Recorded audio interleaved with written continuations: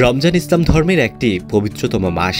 এই মাসে মুসলমানরা সুবহ সাদিক থেকে সূর্যাস্ত পর্যন্ত রোজা পালন করেন। রমজান মাসকে আত্মশুদ্ধি, সংযম ও ইবাদতের মাস হিসেবে গণ্য করা হয়। আর এই রোজার গুরুত্বপূর্ণ একটি সময় হল সেহরি। সেহরি শব্দটি আরবি সাহর বা সুহুর থেকে আসে।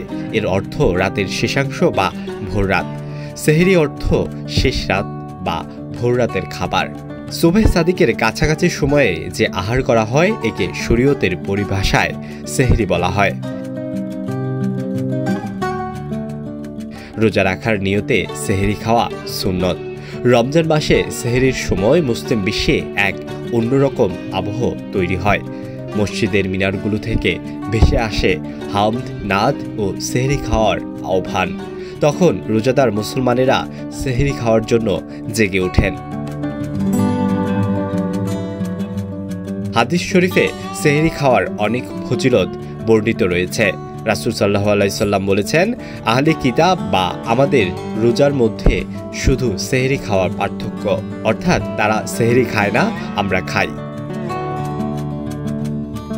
ক্ষুধা না থাকলে কয়েকটি খেজুর খেয়ে অথবা এক ঢুক পানি পান করে হলেও সেহরির সুন্নত আদায় করা হয়ে যাবে। রাসূল সাল্লাল্লাহু আলাইহি সাল্লাম বলেছেন, সেহরি খাওয়ার মধ্যে বরকত রয়েছে, অর্থাৎ শরীরে প্রফুল্লতা ও শক্তি থাকে। সেহরি খাওয়ার সময় সম্পর্কে পবিত্র কোরআনে আল্লাহ তাআলা বলেন, পানাহার করো যতক্ষণ রাতের অন্ধকারের কালো রেখা থেকে প্রভাতের শুভ্র স্পষ্ট না হয়। শেষ সময়ে সেহরি খাওয়া মুস্তাহাব। তাফসিরে কাশফের রচয়িতা সেহরির নিয়ম প্রসঙ্গে লিখেছেন, পুরো রাতকে 6 অংশে ভাগ করে শেষাংশে সেহরি খাও।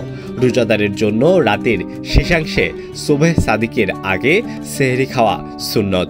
সুবহ সাদিক না হওয়া পর্যন্ত সেহরি খাওয়া যাবে।